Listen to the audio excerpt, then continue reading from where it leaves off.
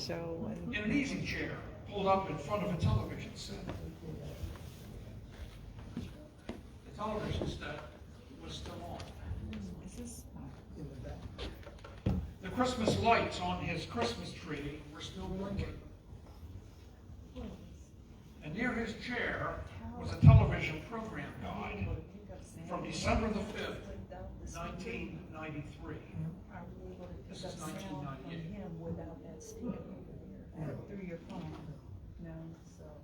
He probably died that day, and no one for the last 5 years. No, there's no sound coming through it.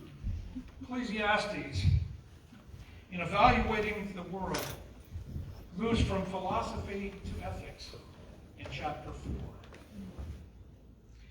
Evil, as a generality, now begins to have a face put upon it.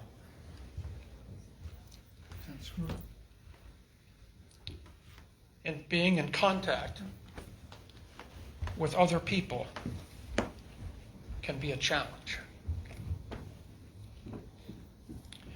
We begin with verse 1 of Ecclesiastes chapter 4. For those that haven't been with us during this series, since I'm only here every other week or so,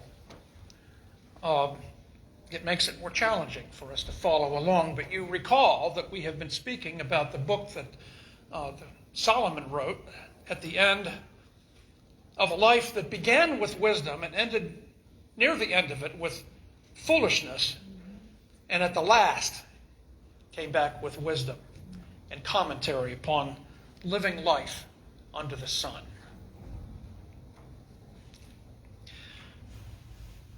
Then I returned and considered all the oppression that is done under the sun. And look, the tears of the oppressed, but they have no comforter. On the side of their oppressors, there is power. Therefore, I praise the dead who were already dead more than the living who are still alive. You know, Ecclesiastes can be a real downer. It really can. But there are silver linings that are within it that are of value to us to be able to discover. Tears. There's 4 encounters here in this chapter that have to do with other people.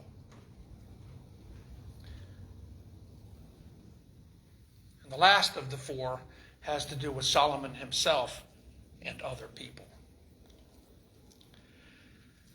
People. I think it was Charlie Brown that said once, I love humanity. My problem is that I can't stand people. You know, when you think of things like that, relationship with others, and here we are gathered in this room, all of us, is someone other than the others. How does that work out? Well, it better work out, and we'll see why as we go along. Then I returned to consider all the oppression that is done under the sun, and look, the tears of the oppressed. You know, it's impossible for me to turn on the news in the last 2 months and not be struck with the tears, the oppression, the utter horror and tragedy on a mass scale that's taking place in Eastern Europe. I think we're all familiar with that. You don't have to go to Eastern Europe to find tears, though. Right here at home, there are people that are on the verge of self-destruction because they don't have the other in their life experience.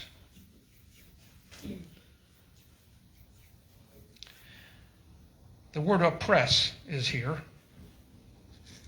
and it's used 3 times in these verses. It seems that under the sun, those with the gold make the rules. Has that ever changed? Nope.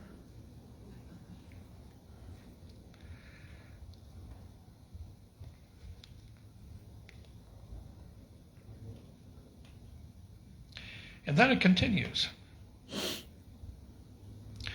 where it says that they have no comforter. It's mentioned twice.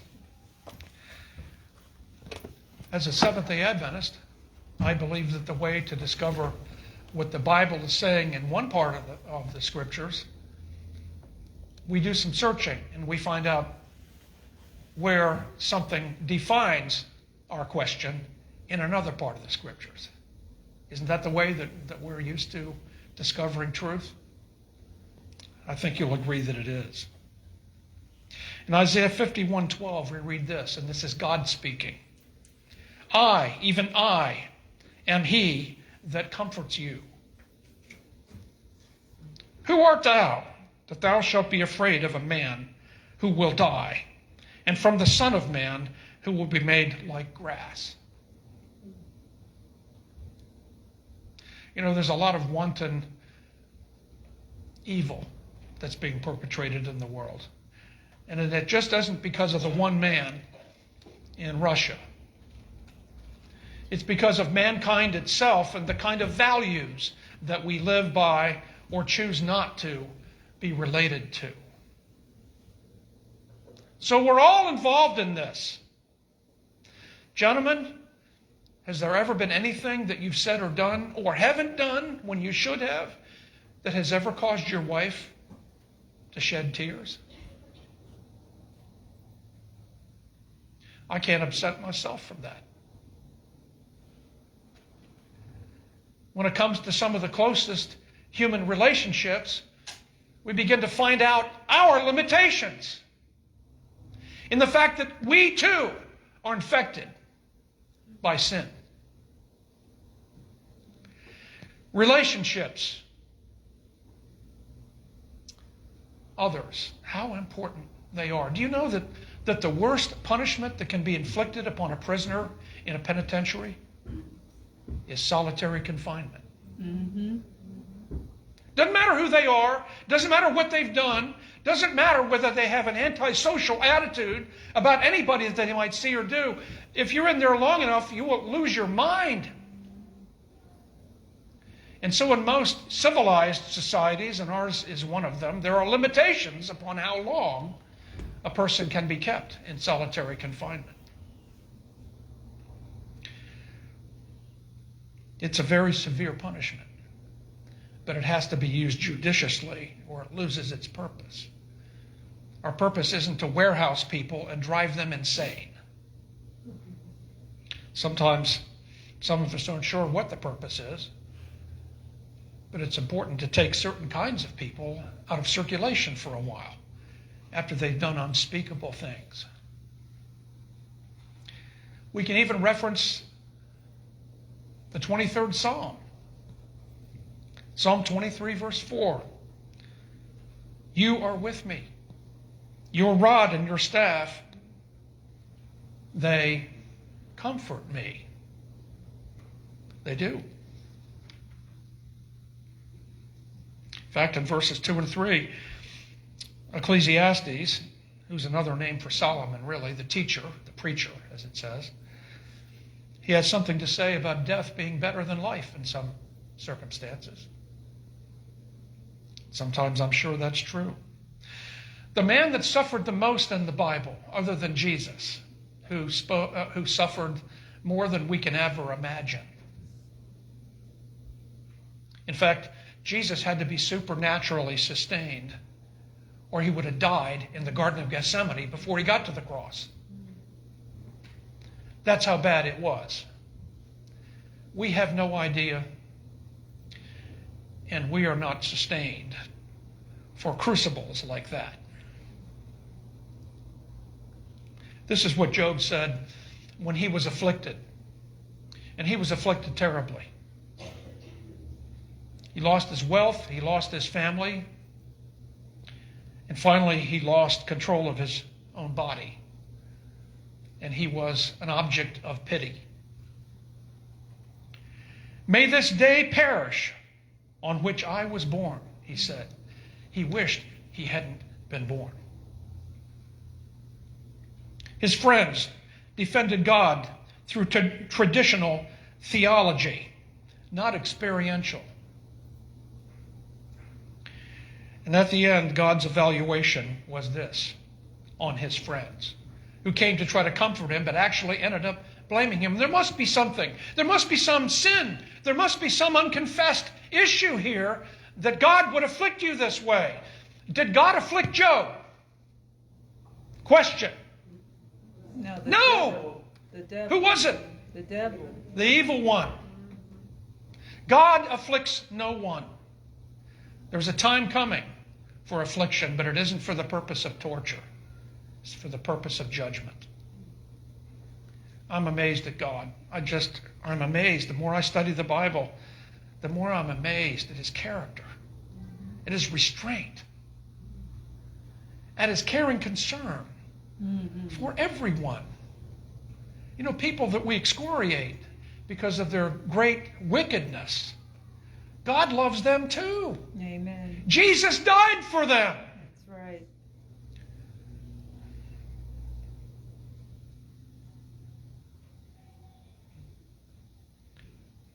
He said in Job 42:7, my wrath is aroused against you and your two friends, for you have not spoken of me what is right, as my servant Job has. What did they tell him to do? And what did his wife tell him to do? By the way, you notice his wife was not taken out of the way. Now, there's no generalizing of this, or anything like that. I'm sure that most of us have very, very good relationships, but his wife was after him, wasn't she? Mm-hmm. I don't like to have to see this. I don't want to see it. I don't even want to hear about it. You remember what the solution was? Curse God and die. Curse God and die. Exactly. Is there anything that you could go through that would cause you to say such a thing? Lord, help me. We might be tempted. Help me, Jesus. Help us all. I can't say that I'm a paragon of virtue and strength. But who wants to give up a few more minutes or hours of life here in this world for eternity? He would not do it. He did not blame God. He didn't know who was causing his distress, but he would not blame God. And God was angry with these that were advising him so. Isn't it ironic that the one who shouted at God, as Job often did in his pleading, was closer to God than were those who came to comfort him?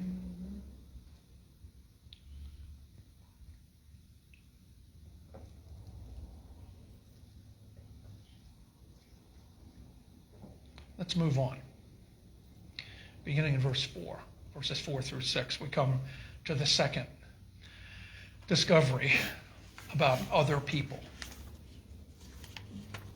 There are those that we've already seen have suffered and suffered and suffered much. And then he looks out under the sun. You notice it's under the sun, it's not under heaven. Now that's an interesting, those are two interesting phrases that you find throughout Ecclesiastes. Under heaven has reference to God. Under the sun has reference to mankind and the way that things work down here in the real world.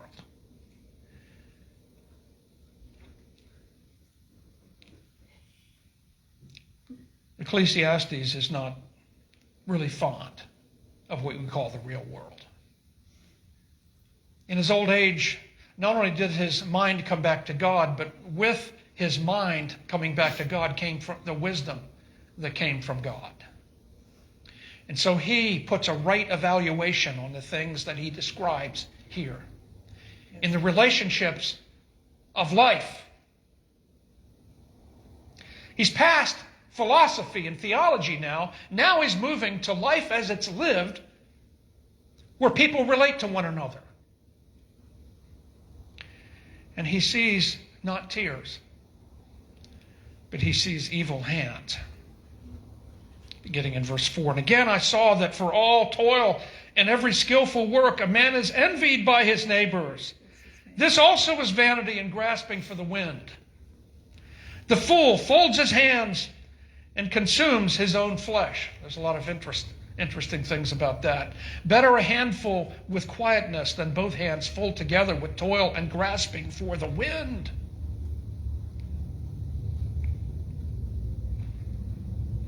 What's he talking about here? He talks about the folded hands of the fool and consumes his own flesh. That's fascinating. Envy. Envy. Isn't there a commandment about that?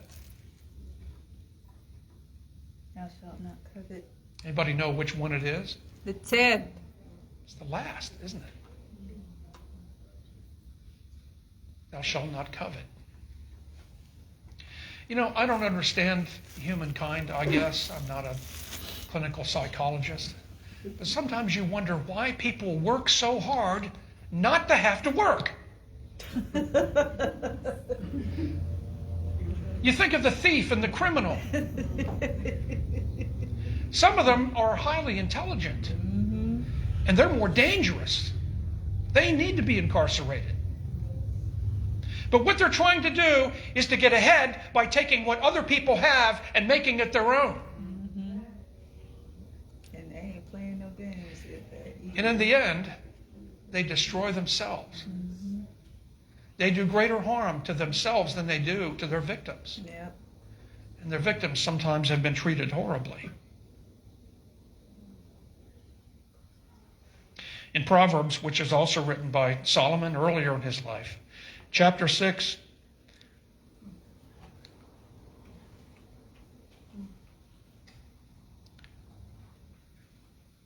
we read in verses 9 and 10, a little sleep, a little slumber, a little of the folding of the hands to sleep. And in the context, how long will you slumber, O sluggard? So it's talking about those that take their ease at others' expense. And so their envy moves. Their envy becomes something else. Verse 4, once again. Again I saw that for all toil and every skillful work a man is envied by his neighbor. This also is vanity and grasping for the wind. The fool folds his hands and consumes his own flesh. Better a handful with quietness than both hands full together with toil and grasping for the wind. In another version, it talks about open palms and closed fists. Very, very appropriate. The mechanism of the transformation is envy, to sloth, to greed, to theft, to self-destruction itself. There are people that torment others, and then there are people that live off of others. That's what he's getting at.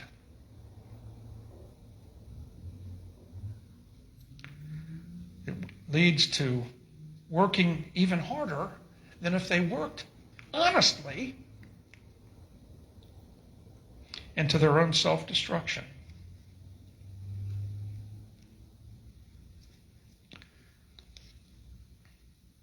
This is all vanity, he says. It all comes back like a boomerang. You know, a comedian once said, the more I see of humans, the more I love my dog. Oh, that's sad. Yep. I understand. You might think sometimes that dogs are better than people. That's right. That may be. Jesus didn't die for dogs. But he did die for humans. Although sometimes humans reflect the character of the Prince of Darkness more than they do Prince Jesus. Thirdly, he looks at companionship. What is companionship all about? Beginning in verse 7, it's the longest section. Then I returned and I saw vanity under the sun. There is one alone without a companion. He has neither son nor brother. Yet there is no end to all his labors, nor is his eye satisfied with riches. But he never asks, for whom do I toil and deprive myself of good? This also is vanity and grave misfortune. For two are better than one, because they have a good reward for their labor. For if they fall, one will lift up his companion. But woe to him who is alone when he falls, for he has no help. Again, if two lie down together, they will keep each other warm. But how can one be warm alone? Verse 12, though one may be overpowered by another, two can withstand him, and a threefold cord is not quickly broken. That's an interesting proverb, isn't it?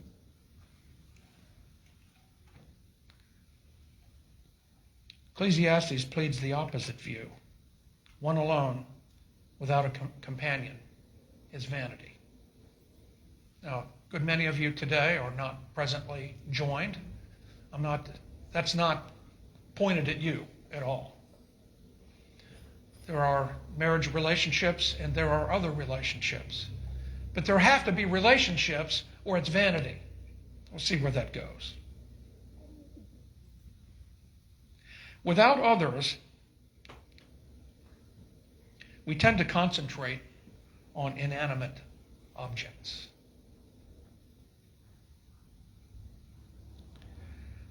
Our eye is never satisfied with riches, for this is evil, he says. Selfishness empties us of existence, for even in the beginning, it was so. In Genesis 2, verse 18, God said this, "It is not good that man should be alone." You could put woman in there too. Now, at this time, woman didn't exist. God wanted, it's interesting, it's fascinating. God didn't create Eve until sometime after he created Adam, after Adam had already seen all the animals and named them. God wanted Adam to cherish Eve when she came. And it's interesting to me that male and female are one humanity, because one was taken out of the other, and ever since, the others have been taken out of the other, the first mother. We're all one humanity here, men and women alike. God could well have said, it is not good for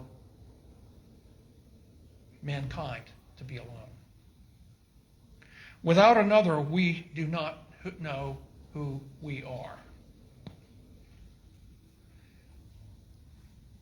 Genesis 2:23, when Adam was confronted with Eve and God joined them together, it's the first time in Genesis that Adam speaks.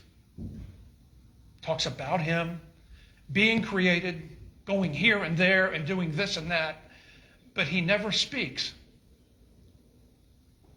on record until he sees her. And he's overwhelmed.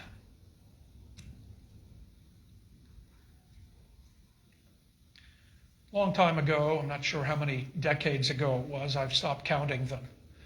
As the decades go by, Wayne, it's only time, after all. You remember a vocalist that was very popular years ago, Barbara Streisand, and she sang this song, People who need people are the luckiest people in the world. Ain't that so? We're children needing other children, and yet letting a grown-up pride hide all the need inside, acting more like children than children. Lovers, very special people. They're the luckiest people in the world, with one person, one very special person. A feeling deep in your soul says, you were half, now you're whole. No more hunger and thirst, but first be a person who needs people. People who need people are the luckiest people in the world. There's a lot of truth in that. A lot of truth in that. Of course, it's a love song in a way, but beyond the romance of it, it's built upon truth.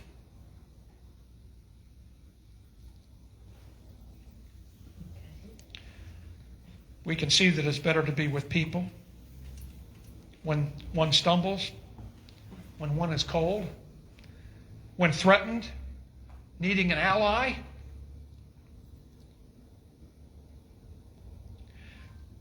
Reasons to be together from the wise man. We are social beings. We are only ourselves in community. God's covenant's always concerned with community. We can think of Abraham and Isaac and Jacob and so forth, who were individuals, but represented community. God spoke to them as if they were. Abraham's name meant father of many nations, didn't it? And yet he had no sons at the time God called him that.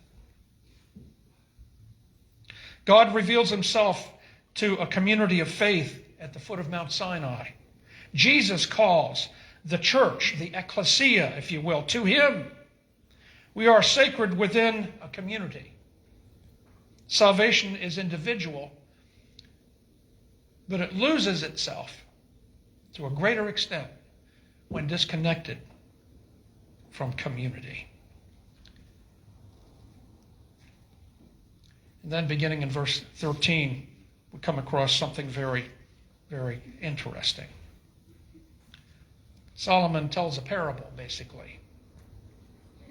Better a poor and wise youth than an old and foolish king who will be admonished no more. For he comes out of a prison to be king. Although he was born in his kingdom, this is talking about the young man, I saw all living who walk under the sun. They were with the second youth who stands in his place. There was no end of all the people over whom he made king. Yet those who come afterwards will not rejoice in him. Surely this also is vanity and grasping after the wind.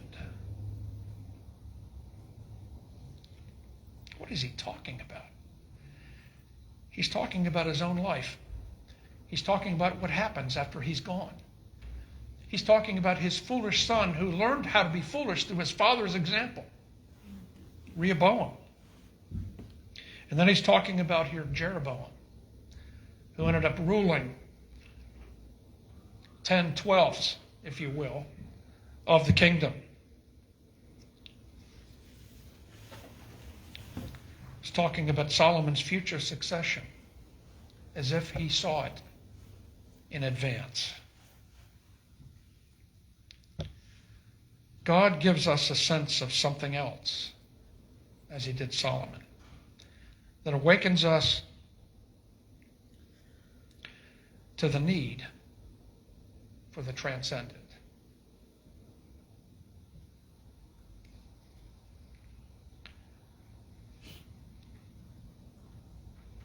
Solomon saw that even though Jeroboam would rule after him, since he had exiled to Egypt, that in the end came back and got the loyalty of the 10 tribes, and yet his legacy was apostasy. His legacy to God's people was apostasy and loss of birthright.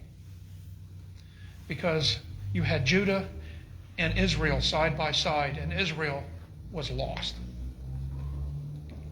Only Judah and Benjamin that were together made it.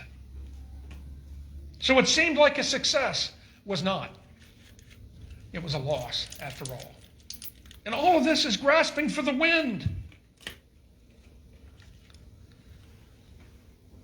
My story is from Stu Weber, and I'd like you to carefully consider it in regards to what Solomon has told us about our relationship to others. How important is it? We'd been running every day, but this was something else. We'd been sweating from the time we rolled out of our bunks before daybreak, but now moisture drained from every pore of our bodies. Sure, this was the physical training stage of the U.S. Army Ranger School, and we were expected to exertion, even exhaustion. But this was no morning PT, rah-rah, in T-shirts.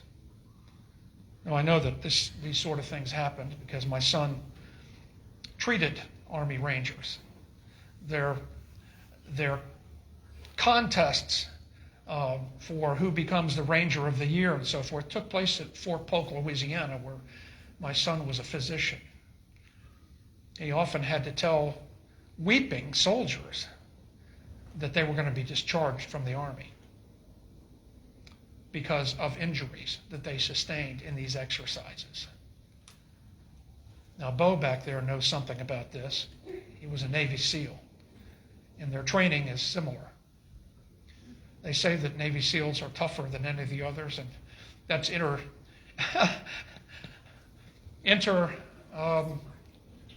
department bragging, I suppose. An Army Ranger is tougher than a Green Beret. I talked to a man who had one son that was a Green Beret and one that was a Ranger. And the Ranger School is unbelievable. Unbelievable. My son said that a lot of these men lose 50% of their body weight. And it takes them a minimum of a year to recover from the grueling training that they go through. So I know it's true. We ran in full uniform. As usual, the word was, you go together, you stick together, you work as a unit, and you come in together. If you don't come in together, don't bother coming in at all. That's quite a commitment to community, isn't it?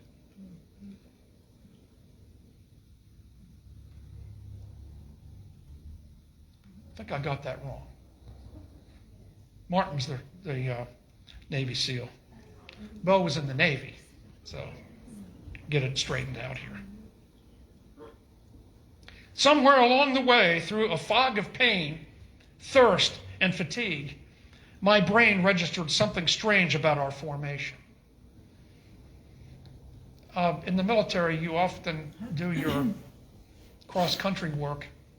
Sometimes you break ranks, and sometimes you don't. I remember when they used to take us for 5-mile runs. We had to run in cadence. That's probably what they were doing here. Route march is much easier, especially at long distances. Somewhere along the way, through a fog of pain, thirst, and fatigue, my brain registered something strange about our formation. 2 rows ahead of me, I noticed one of the guys was out of sync. That's the first clue. A big, raw-boned, red-headed named Sanderson. His legs were pumping, but he was out of step with all of us. Then his head began to loll from side to side. This guy is staggering, close to losing it. Without missing a step, the Ranger on Sanderson's right reached over and took the distressed man's rifle. Now one of the Rangers was packing 2 weapons, his own and Sanderson's. The big redhead did better for a while, but then, while the platoon kept moving, his jaw became slack, his eyes glazed over, and his legs became rubbery. Soon his head began to sway again. This time the Ranger on his left reached over and removed his helmet and tucked it under his arm and continued to run. All systems go. Our boots thudded along the dirt trail in heavy unison. Trump, trump, trump. Sanderson was hurting. He was really hurting. He was buckling. He was going down. But no. Two soldiers behind him lifted the pack off of his back. You know, you have to run with 60, 75-pound packs. So that they had to carry his and their own. They each took a shoulder strap in his free hand. Sanderson gathered his remaining strength, squared his shoulders, and the platoon continued to run all the way to the finish line. All of us together. We left together, and we returned together. And all of us were the stronger for it. Together is better. Our relationship with others.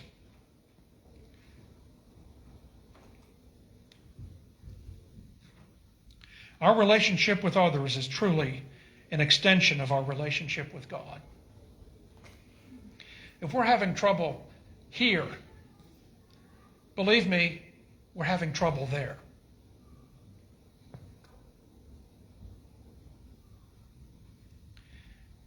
It's not vanity or the chasing of the wind. God, after all, is community himself. This is the essential truth of the Trinity. God is love implies plurality of identity. He calls us individually, but he doesn't call us to isolation, but to a relationship not only with him, but with those others whom he has also called. God puts us in certain relationships for a reason. Everything God does has a reason. We may not be able to figure out his thoughts because they're farther than our thoughts can go, but he has a purpose. It could be that we have a weakness. It could be that we have some potentially deadly, spiritually deadly attitudes or elements in our life that need to be corrected. Mm-hmm. And it's only, let me say it this way, the irritation of the other that sometimes heals us.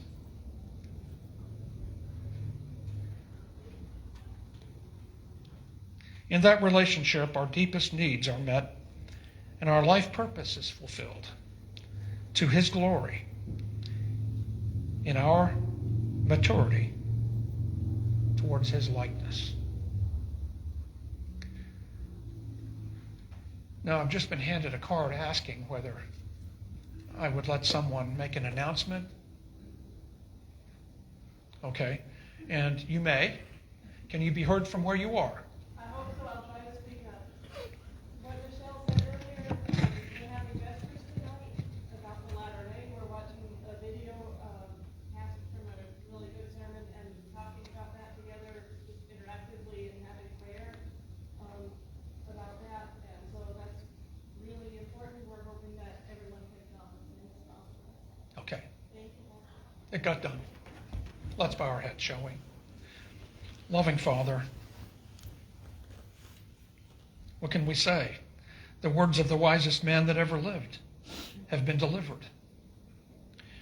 And I pray it might not be without effect. May we understand that in reaching out for each other and relating to each other, we're fulfilling your greatest desire for us. That the vertical might become the horizontal. That we would get along, and more than that we would thrive in our relationships for your glory.